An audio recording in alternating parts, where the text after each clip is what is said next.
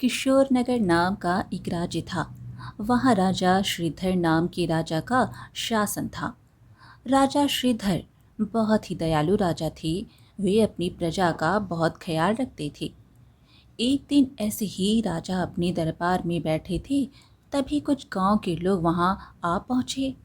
वे गांव वाले राजा से विनती करने लगे, महाराज, हमारी सहायता कीजिए, हमें बचा लीजिए महाराज। राजा ने कहा, अरे आप लोग शांत हो जाइए, शांत हो जाइए, एक एक करके बोलिए, आप लोगों की क्या समस्या है। राजा के पूछने पर गांव के सभी लोग बारी बारी से राजा को अपनी समस्या सुनाने लगे। महाराज, एक जंगली सुअर है जो रात के समय हमारे खेतों में घुसकर सारा खेत नष्ट कर देता है। गांव वालों के बताने पर राजा ने अपने मंत्री से कहा, मंत्री जी, उस सुअर ने जिस जिसका भी नुकसान किया है उसे 101 सोने की मोहरें दे दी जाए और पूरे राज्य में यह घोषणा करवा दो, जो कोई भी उस सुअर को जिंदा या मुर्दा लाकर मुझे देगा तो मैं उसे मुंह मांगा इनाम दूंगा। राजा का आदेश होते ही सैनिक पूरे राज्य में घूम घूम कर घोषणा करने लगते हैं, सुनो सुनो सुनो, हमारे राज्य में एक दुष्ट सुअर घुस आया है। यदि कोई भी इंसान उस सुअर को जिंदा या मुर्दा पकड़कर महाराज के सामने पेश करेगा तो महाराज उसे मुंह मांगा इनाम देंगे।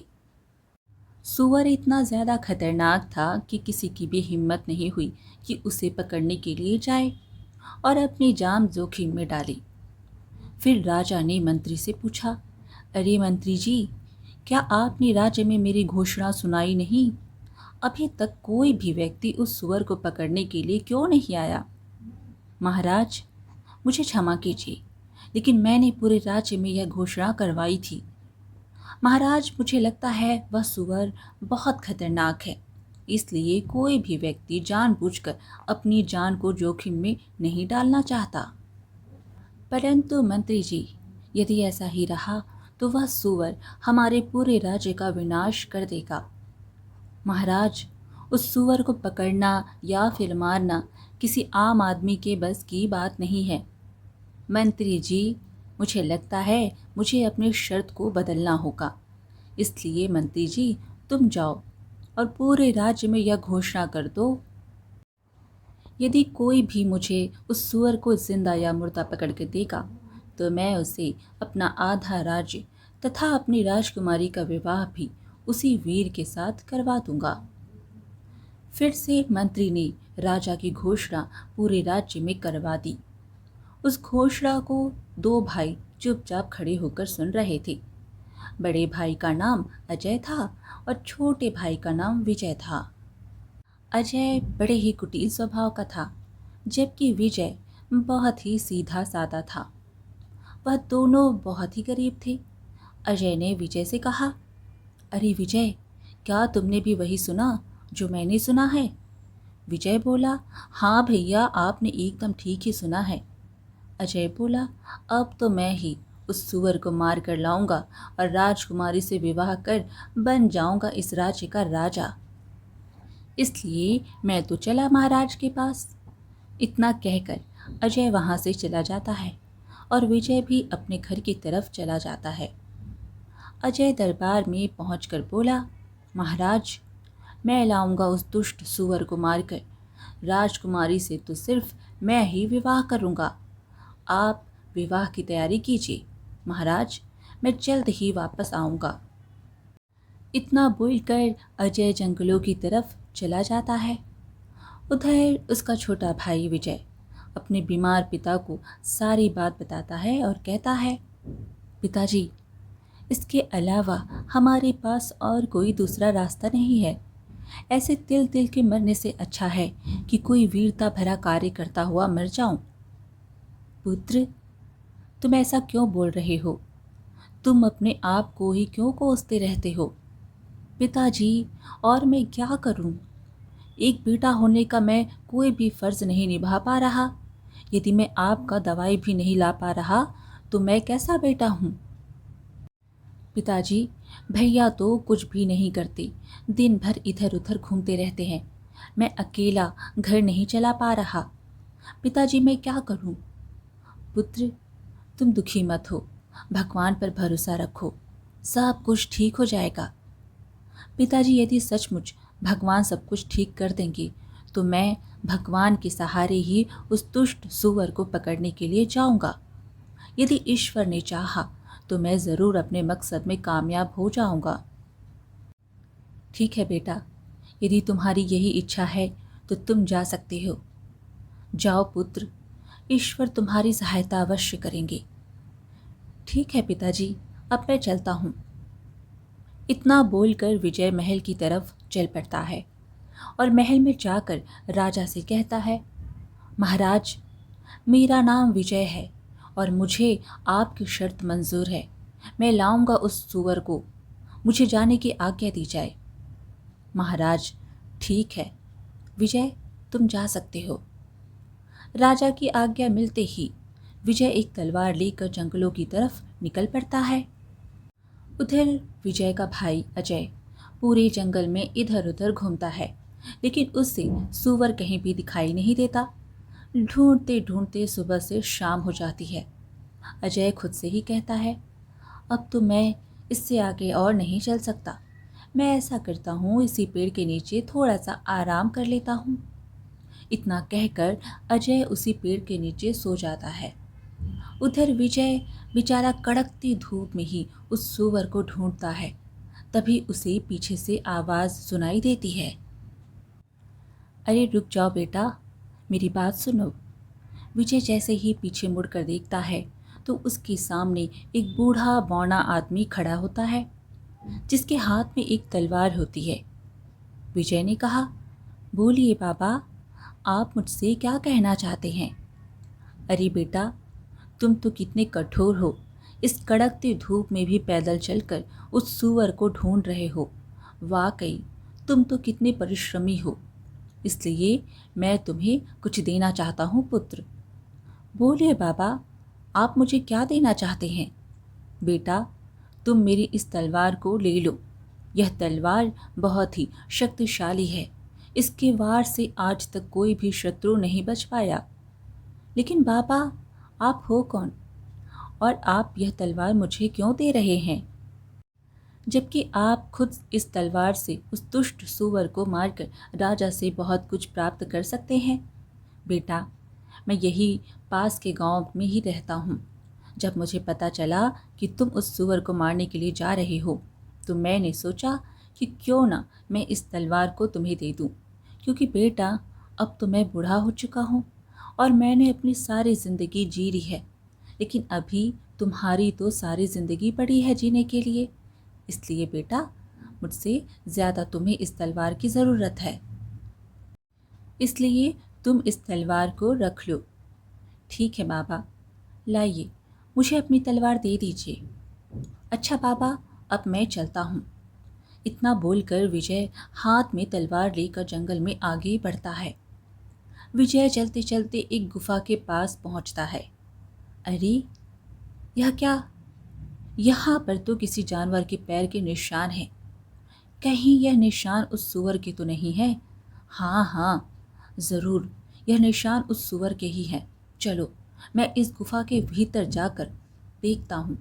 इतना कहकर विजय गुफा के भीतर जाता है। यह गुफा तो कितनी डरावनी है। आखिर वह सूअर कहाँ पर हो सकता है? अरे इधर से किसी की आवाज़ आ रही है, कहीं इस ओर ही तो वह सूअर नहीं है? इतना कहकर विजय उसी ओर चल पड़ता है जिस ओर से वह आवाज़ आ रही थी। कुछ दूर चलते ही विजय देखता है कि वह जंगली सूअर कुछ तरबूज और फलों को खा रहा था। अरे दुष्ट सूअर, तू गांव वालों को तकलीफ देकर यहाँ आराम से मस्ती कर रहा है, मैं तुझे जिंदा नहीं छोड़ूंगा। इतना कहकर विजय सूअर की तरफ बढ़ता है। सूअर भी इतना खूंखार था कि वह भी विजय पर हमला करने के लिए उसकी तरफ बढ़ता है। सूअर जैसे ही विजय के ऊपर छलांग मारता है, तभी विजय अपनी तलवार को सूअर के सीने में उतार देता है। इस प्रकार वह दुष्ट सूअर विजय के हाथों मारा जाता है।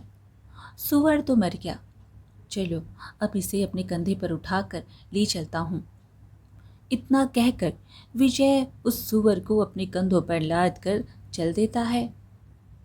विजय चलते चलते वहीं से गुजरता है जहाँ पर उसका बड़ा भाई एक पेड़ के नीचे सो रहा था। विजय बोलने लगा, अरे बड़े भैया तो यहाँ पर सोए हुए हैं, चलो मैं उन्हें जगा कर अपने साथ ले चलता हूँ। कहीं किसी जंगली जानवर ने इन्हें यहाँ पर देख लिया तो उन्हें नुकसान भी पहुँचा सकते हैं। अरे भैया उठिए और देखिए, मैं उस सुअर को मार कर ले आया हूँ। विजय के इतना बोलते ही अजय की आंख खुल जाती है और विजय के कंधों पर उस मरे हुए सुअर को देखकर अजय की तो आंखें फटी की फटी रह जाती हैं। अरे विजय, तुमने अकेले ही सुअर को मार दिया, तुम तो कितने वीर हो। भैया, यह सारा कमाल इस तलवार का है। लेकिन विजय, सारा कमाल इस तलवार का है, वह कैसे? मैं कुछ समझा नहीं। फिर विजय सारी कहानी अपने बड़े भाई को सुनाता है। ओह अच्छा, तो कमाल इस तलवार का है। और अजय मन ही मन सोचने लगता है, मुझे कुछ भी करके इस सुअर को हथियाना होगा। यदि ये सुअर को लेकर राजा के पास पहुंच गया तो राजा का आधा राज्य तथा राजकुमारी इसकी हो जाएगी। अरे नहीं नहीं, मेरे जीते जी मैं यह कभी नहीं होने दूंगा। विजय ने अजय से कहा, क्या हुआ भैया, आप कहाँ खो गए?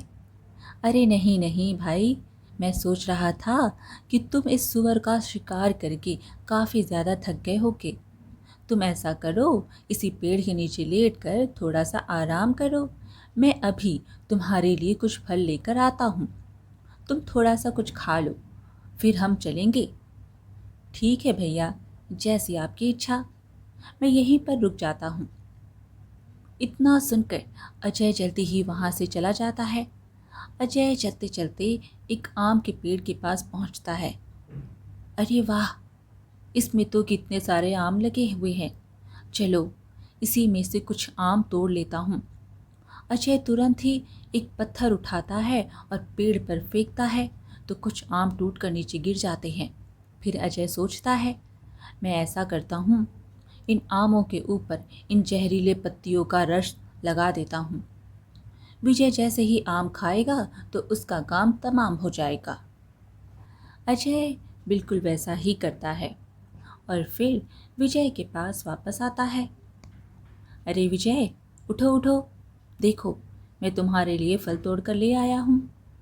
इतना सुनते ही विजय आंखें खोल कर देखता है तो उसके सामने कई सारे आम रखे हुए होते हैं। फिर विजय उसमें से एक आम का फल उठा लेता है। भैया, आप भी खाइए ना, आप चुपचाप क्यों बैठे हैं?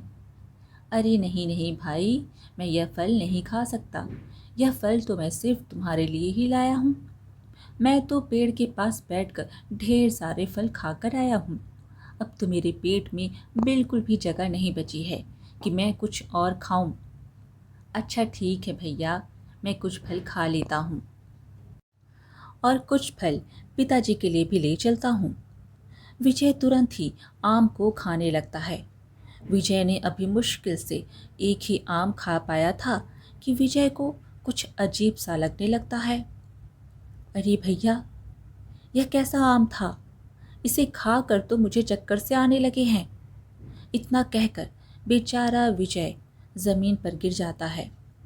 अजय खुश होता हुआ बोला, अरे वाह वाह विजय, तो गया काम से, अब तो मैं बनूंगा राजा। चलो मैं ऐसा करता हूँ, इसकी लाश को कहीं दूर झाड़ियों में दफना देता हूँ।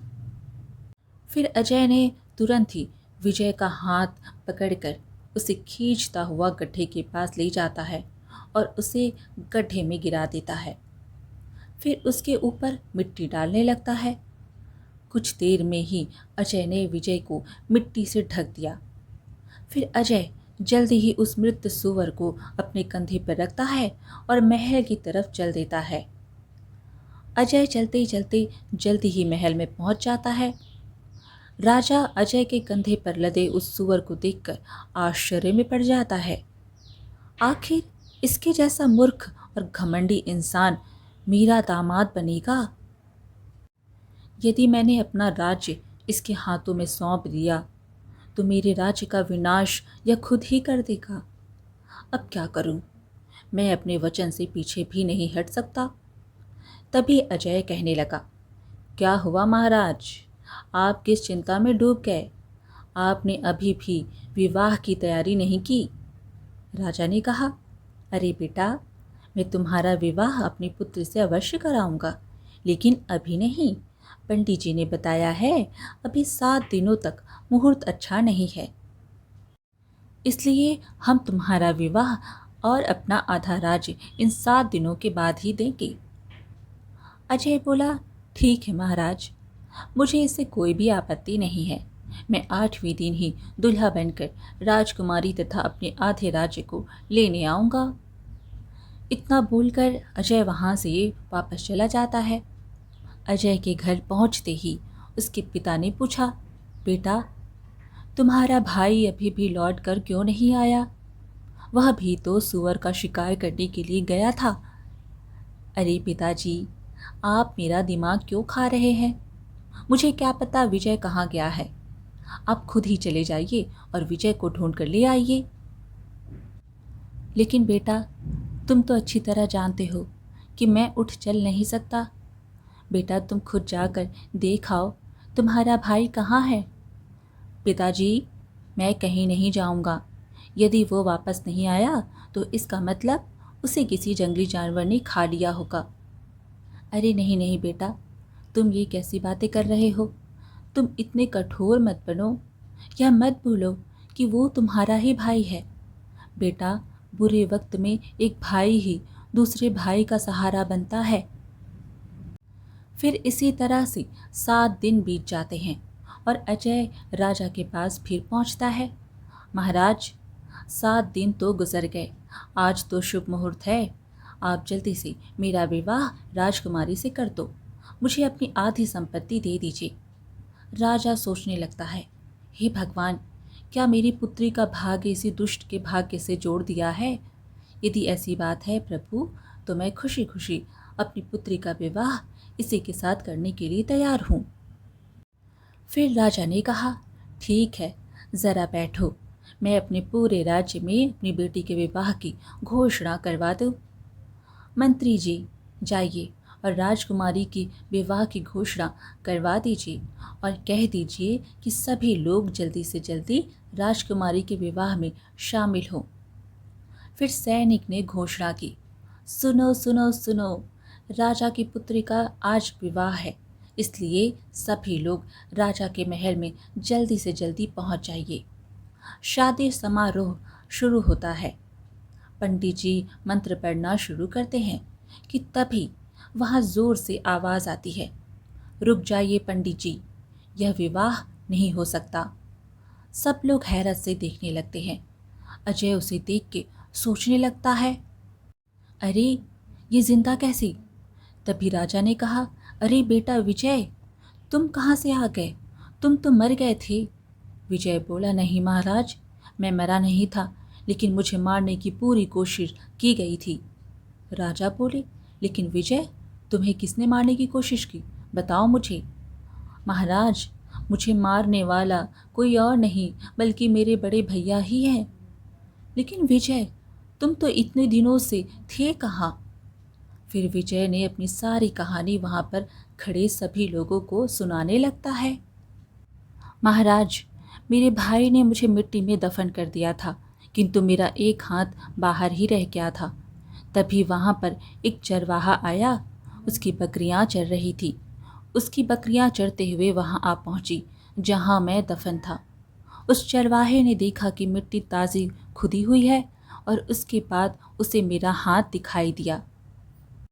दरअसल अजय ने जल्दबाजी में अपने भाई को दफनाया था, तो उसका एक हाथ मिट्टी के बाहर ही रह गया था। यह देखकर तो चरवाहा काफ़ी डर जाता है।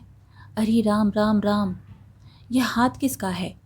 चरवाहा जल्दी से उस हाथ को पकड़ कर देखता है, अरे यह इंसान तो जिंदा है, इसकी तो सांसें चल रही हैं। चलो मैं जल्दी से इसे बाहर निकाल लेता हूँ। चरवाहा बिना देर किए जल्दी से जल्दी मिट्टी को हटाने लगता है और विजय को बाहर निकाल लेता है और फिर चरवाहा विजय को अपने घर ले जाता है। अरे भाग्यवान, तुम ज़रा इसका ध्यान रखना, मैं अभी वैद्य जी को बुलाकर ले आता हूँ। चरवाहा तुरंत ही वैद्य के घर जाता है। वैद्य जी, जल्दी से हमारे साथ चलिए, मुझे एक युवक बेहोशी की हालत में मिला है, आप जल्दी से चलकर उसे देख लीजिए। चरवाहे की बात सुनकर वैद्य उसके घर जाकर देखता है तो विजय की सांसें चल रही होती हैं, लेकिन उसे होश नहीं आया हुआ होता है। फिर वैद्य ने कहा, अरे भाई, मैं तुम्हें एक औषधि देता हूँ, तुम उस औषधि को पीसकर रोज़ इसके तलवे पर मलना, यदि ईश्वर ने चाहा तो यह युवक जल्दी ही ठीक हो जाएगा।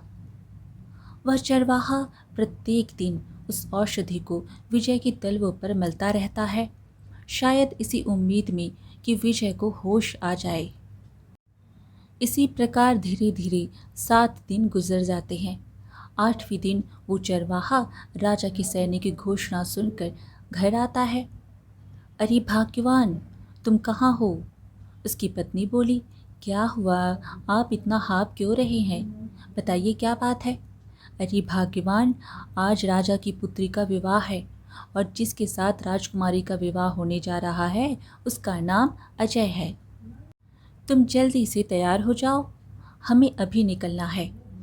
उन दोनों पति पत्नी की यह बातें जब जैसे ही विजय के कानों में पड़ती है तो उससे होश आ जाता है। चरवाहा विजय की ओर देखते हुए बोला, अरे भाग्यवान, देखो इसे होश आ गया। फिर चरवाहे ने विजय से पूछा, तुम कौन हो युवक और तुम्हारा क्या नाम है? फिर विजय अपनी सारी कहानी उस चरवाहे को सुनाता है। चरवाहा उसकी बात सुनकर चौंकते हुए बोला, तो इसका मतलब धन के लालच में आकर तुम्हारे भाई ने ही तुम्हें मारने की कोशिश की। इस तरह राजा विजय की कहानी सुनकर बोला, पुत्र, तुम्हारे दुष्ट भाई को इसकी सज़ा ज़रूर मिलेगी और राजकुमारी के साथ तुम्हारा ही विवाह होगा और तुम ही बनोगे इस राज्य के राजा। राजा ने कहा, सैनिकों, इस दुष्ट अजय को लेकर जाओ और फांसी पर चढ़ा दो। इतना सुनते ही अजय को भी अपनी गलती का एहसास होता है और वो बोलता है, मेरे छोटे भाई, मुझे माफ़ कर दो। मैं धन के लालच में आकर यह भूल चुका था कि तुम मेरे ही भाई हो। मैंने तुम्हें मारने के लिए कोई कसर नहीं छोड़ी। इसकी सज़ा तो मुझे मिलनी ही चाहिए, लेकिन मेरे भाई, हो सके तो मेरी भूल को क्षमा कर देना। यदि तुमने मुझे क्षमा नहीं किया तो मैं मर कर भी तड़पता रहूँगा। चलो सैनिकों, मैं आपके साथ चलने के लिए तैयार हूँ। तभी विजय बोला, रुक जाओ सैनिकों, छोड़ दो मेरे भाई को। राजा ने कहा, अरे बेटा, तुम यह क्या कह रहे हो? तुम अपने कातिल पर दया दिखा रहे हो।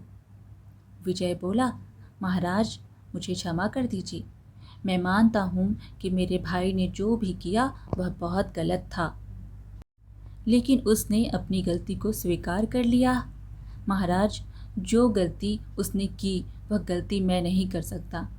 अपनी आँखों के सामने ही अपने भाई को मरता हुआ भला कौन देख पाएगा? यदि मेरे साथ मेरे भाई ही नहीं रहा तो यह राजपाट, धन संपत्ति किस काम की? इसलिए महाराज, मैं आपसे विनती करता हूँ, आप मेरे भाई को क्षमा कर दीजिए। राजा ने कहा, विजय, तुम महान हो, तुम महान हो। तुम मेरे आधे राज्य नहीं बल्कि तुम्हें पूरे संसार का राजा बना दिया जाए तो वह भी गलत नहीं होगा। तुम एक राजा बनने के योग्य हो, इसलिए तुम्हें आज से अभी अपने राज्य का राजा घोषित करता हूँ। फिर बड़े धूमधाम से विजय का विवाह राजकुमारी के साथ कर दिया जाता है और विजय को ही उस राज्य का राजा बना दिया जाता है। आज की कहानी यहीं पर समाप्त हुई। फिर मिलेंगे एक और कहानी के साथ। कहानी पसंद आए तो लाइक शेयर ज़रूर करें और चैनल को सब्सक्राइब करना बिल्कुल ना भूलें। धन्यवाद।